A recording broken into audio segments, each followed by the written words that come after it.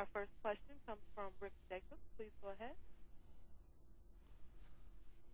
Rick, your line is open. Oh, thank you very much. Hi, Fabian. Rick, how are you? Fine, how are you? Great. First, thanks for doing the call. No problem. Second, I have a couple of sort of bigger questions. One is from a public perception point of view of just everybody in the state saying that the legislature is just a train wreck and can't agree on anything, which of course is what the Republicans want to have happen. Yeah. And would like to talk a little bit about how to help prevent that. And the second piece of this is, how do we start to frame everything that is happening by this small group of Republicans along two lines? One is that they're totally obstructionist and would like nothing better than to make the state not pay its bills and basically stop things. Great questions, Rick. Let me take those one at a time. On the first point that you raised, which I believe is totally a very thoughtful point.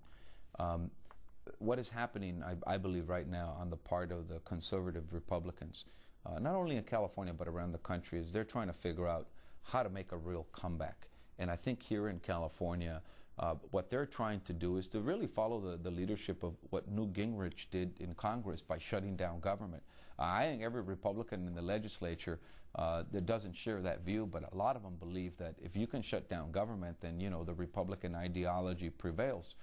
So that whenever they see that we're not making payments to child care facilities or centers for seniors where they help them with their medication, or community colleges, or paying just our bills to the state contractors for that matter, that this is in essence a win for the Republicans. And moreover, they like when, for example, I heard a radio ad this morning by one of the unions. I have a lot of respect from the state employees, saying the legislature's got to come back from vacation and from recess. SEIU members are working every day, so should the legislature.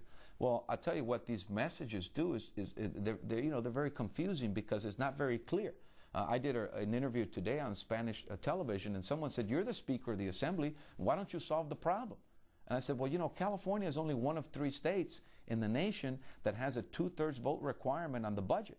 And it allows the ultra-conservatives within the Conservative Party to dictate the pace of those negotiations. And for a lot of people don't understand that. And so I think what we need to do here in being thoughtful about our approach is, number one, we need to be very clear and articulate clearly what the problem is.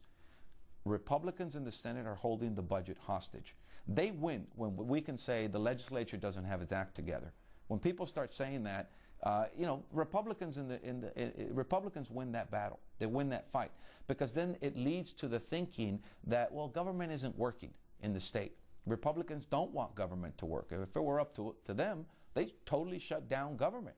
And it's ironic because they get elected to the legislature to be in government, but they want to shut it down.